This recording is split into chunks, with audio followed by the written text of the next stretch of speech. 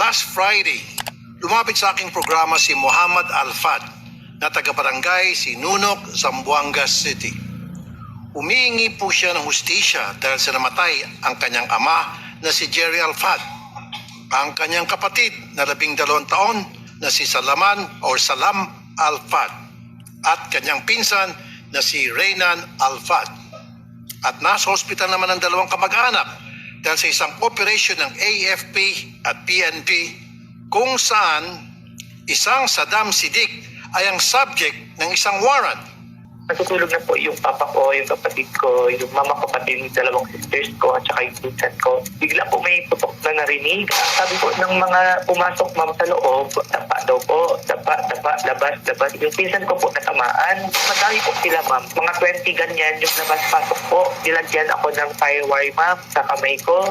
And the encounter happened at 1:30 a.m. at the residence of the Alfads.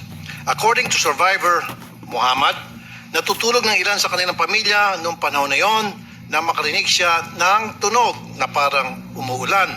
Yung pala, bala ng umuulan sa kanilang tahanan. Noong lumabas siya ng kwarto, pinadapa siya ng mga operatiba at nakarinig pa siya ng mga barilan kahit nakapasok na sa bahay ang mga operatiba. Noong matapos ang operations, nalaman niya na napatay ang kanyang ama, kapatid at pinsan. Walang pulis na nagpaliwanag sa kanya kung ano ang dahilan ng pagsugod nila. At nalaman niya na lang na sa mga tao sa kanila na may hinuhuli daw na isang Saddam Siddiq ang mga operatiba. Ayon kay Muhammad, walang ganong tao sa kanilang tahanan at hindi niya ito kakilala. Samantala, ayon sa PNP, an exchange of fire broke out when they were about to serve multiple warrant of arrest for murder and frustrated murder on Saddam Siddiq, a member of Abu Sayyaf group. They said the operating team introduced themselves as police and military personnel, but two unidentified individuals reportedly opened fire, prompting them to retaliate in self-defense. Ito na naman po tayo.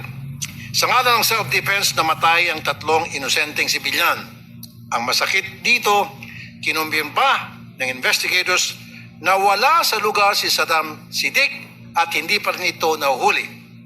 Sa ngayon po, 14 na military officials ang makakasuhan ng multiple murder, frustrated murder, criminal negligence at robbery. Talaga namang sukdulan ng kawalang hiyaan na nagawa pa nilang magnakaw. At ang nakapagtaka, bakit puro AFP lang ang kinasuhan? May ginawa bang PNP operatives upang pigilan ang mga karahasan? Kailang kaso na po sa aking programa na pumalag sa mga kapulisan ang subject dahil hindi naka-uniforme ang pulis.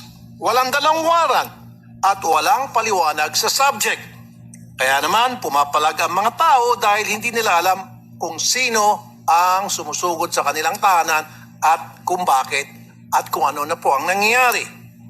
Tapos, kunting palag lang, barilan na agad. And that is why we push for the passing of the bill on body-worn camera for law enforcers. Salamat.